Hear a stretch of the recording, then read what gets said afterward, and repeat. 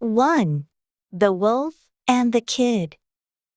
There was once a little kid whose growing horns made him think he was a grown-up billy goat and able to take care of himself. So one evening when the flock started home from the pasture and his mother called, the kid paid no heed and kept right on nibbling the tender grass. A little later, when he lifted his head, the flock was gone. He was all alone. The sun was sinking. Long shadows came creeping over the ground. A chilly little wind came creeping with them, making scary noises in the grass. The kid shivered as he thought of the terrible wolf. Then he started wildly over the field, bleating for his mother. But not halfway near a clump of trees there was the wolf. The kid knew there was little hope for him. "Please, Mr. Wolf," he said, trembling. "I know you are going to eat me. But first please pipe me a tune, for I want to dance and be merry as long as I can." The wolf liked the idea of a little music before eating, so he struck up a merry tune, and the kid leaped and frisked gaily.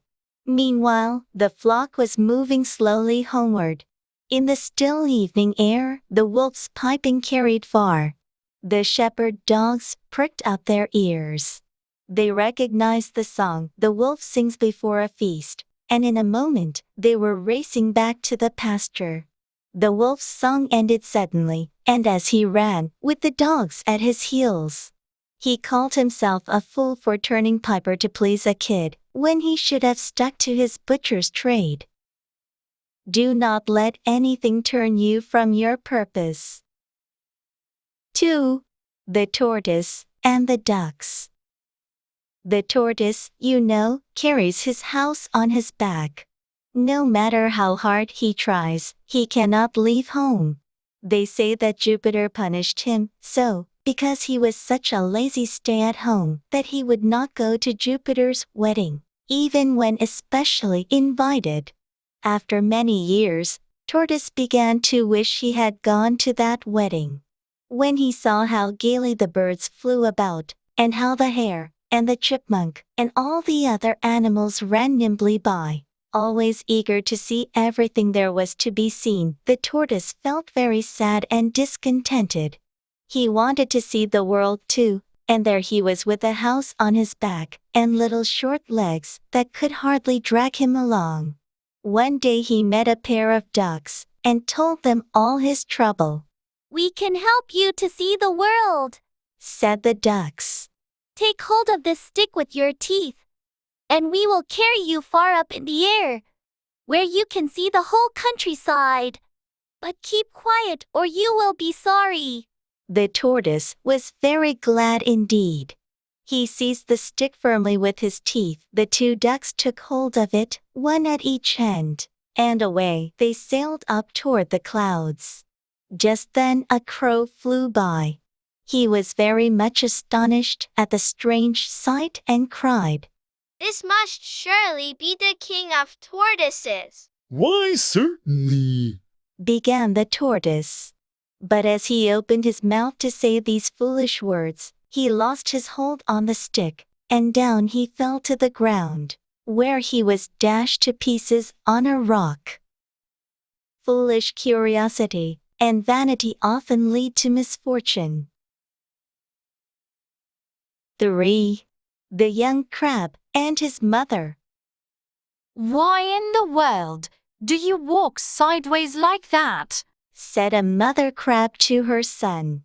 "You should always walk straight forward with your toes turned out."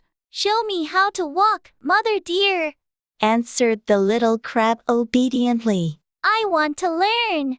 So the old crab tried and tried to walk straight forward. But she could walk sideways only, like her son. And when she wanted to turn her toes out, she tripped and fell on her nose. Do not tell others how to act unless you can set a good example. 4. The Frogs and the Ox. An ox came down to a reedy pool to drink. As he splashed heavily into the water, he crushed a young frog into the mud. The old frog soon missed the little one and asked his brothers and sisters what had become of him. A great big monster Said one of them. stepped on little brother with one of his huge feet. Big was he? Said the old frog, puffing herself up. Was he as big as this? Oh, much bigger. They cried. The frog puffed up still more. He could not have been bigger than this. She said. But the little frogs all declared that the monster was much, much bigger, and the old frog kept puffing herself out more and more until, all at once, she burst. Do not attempt the impossible. 5. The dog, the cock, and the fox. A dog and a cock, who were the best of friends, wished very much to see something of the world. So they decided to leave the farmyard and to set out into the world along the road that led to the woods. The two comrades traveled along in the very best of spirits, and without meeting any adventure to speak of. At nightfall, the cock, looking for a place to roost, as was his custom, spied nearby a hollow tree that he thought would do very nicely for a night's lodging. The dog could creep inside, and the cock would fly up on one of the branches. So said, so done, and both slept very comfortably. With the first glimmer of dawn, the cock awoke. For the moment he forgot just where he was. He thought he was still in the farmyard, where it had been his duty to arouse the household at daybreak. So standing on tiptoes, he flapped his wings and crowed lustily. But instead of awakening the farmer, he awakened a fox not far off in the wood. The fox immediately had rosy visions of a very delicious breakfast. Hurrying to the tree where the cock was roosting, he said very politely, A hearty welcome to our woods, honored sir. I cannot tell you how glad I am to see you here. I am quite sure we shall become the closest of friends. I feel highly flattered, kind sir. replied the cock slyly. If you will please go round to the door of my house at the foot of the tree, my porter will let you in. The hungry but unsuspecting fox went around the tree as he was told, and in a twinkling the dog had seized him. Those who try to deceive may expect to be paid in their own coin. 6. Belling the cat. The mice once called a meeting to decide on a plan to free themselves of their enemy, the cat. At least they wished to find some way of knowing when she was coming, so they might have time to run away. Indeed, something had to be done, for they lived in such constant fear of her claws that they hardly dared stir from their dens by night or day. Many plans were discussed, but none of them was thought good enough. At last a very young mouse got up and said, I have a plan that seems very simple, but I know it will be successful. All we have to do is to hang a bell about the cat's neck. When we hear the bell ringing, we will know immediately that our enemy is coming.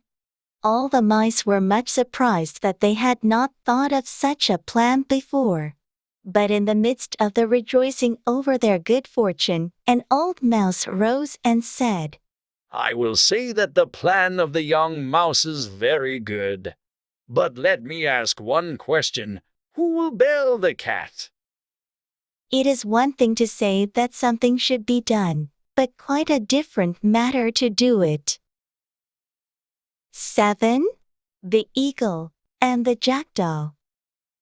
An eagle, swooping down on powerful wings, seized a lamb in her talons and made off with it to her nest.